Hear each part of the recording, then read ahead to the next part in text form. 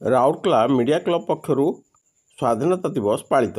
Media club ପକ୍ଷରୁ ଆଜି 79ତମ ସ୍ୱାଧୀନତା ଦିବସ ସେକ୍ଟର 21 ସ୍ଥିତ କ୍ଲବ ପରିସରରେ ପାଳିତ ହୋଇଯାଇଛି। ବରିଷ୍ଠ ସାମ୍ବାଦିକ ତଥା ପ୍ରମେୟ ରାଉରକେଲା ସଂସ୍କରଣ ମୁଖ୍ୟ ମନୋରଞ୍ଜନ ଦାସ ମୁଖ୍ୟ ଅତିଥି ଭାବେ ଯୋଗଦେଇ ଜାତୀୟ ପତାକା ଉତ୍ତୋଳନ କରିଥିଲେ।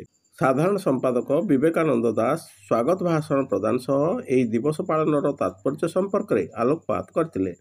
ସମ୍ମାନିତ ଅତିଥି ଭାବେ RHIC ସୁନ୍ଦରଗଡ଼ ଜିଲ୍ଲା ସଭାପତି କୁମାର ବେହେରା, ଅବସରପ୍ରାପ୍ତ ବରିଷ୍ଠ ପୋଲିସ ଅଧିକାରୀ ତଥା ସମାଜସେବୀ ସୁମନ ଦତ୍ତ ପ୍ରମୁଖ ଯୋଗ ଦେଇଥିଲେ।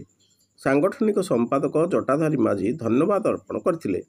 ଏହି ଅବସରରେ କ୍ଲବର ଉପଦେଷ୍ଟା ରାଜକୁମାର ଯାଦବ, କାର୍ଯ୍ୟକାରୀ ସଭାପତି ସୁଭାଷ ବର୍ମା, ଯୁଗ୍ମ ସମ୍ପାଦକ ଦିଲ୍ଲୀପ ଶର୍ମା, ଦିନେଶ ମିଶ୍ର, ସଂଗ୍ରାମ ଭୂୟାଁ, କୋଷାଧ୍ୟକ୍ଷ ଉମେଶ ସିଂ, କାର୍ଯ୍ୟକାରୀ କମିଟି ସଦସ୍ୟ ଅକ୍ଷୟ କୁମାର ଧଳ, କୁଞ୍ଜ ବିହାରୀ ରାଉତ, ସରୋଜ କୁମାର ବେହେରା, ସସ୍ମିତା ପ୍ରଧାନ, ଗନ୍ଦୁର ଓରାମ, ଶୈଳେନ୍ଦ୍ର ସାହୁ, କୁନିଆ ବାରିକ, ଅମର ବର୍ମା, ରାନୁ ମହାପାତ୍ର, OP ସିଂ, ପ୍ରମୋଦ ଜଗଦେବ, ନବୀନ କୁମାର ପ୍ରଧାନ ପ୍ରମୁଖ ଉପସ୍ଥିତ ରହି ସମବେତ ଜାତୀୟ ସଙ୍ଗୀତ ଗାନ କରିଥିଲେ।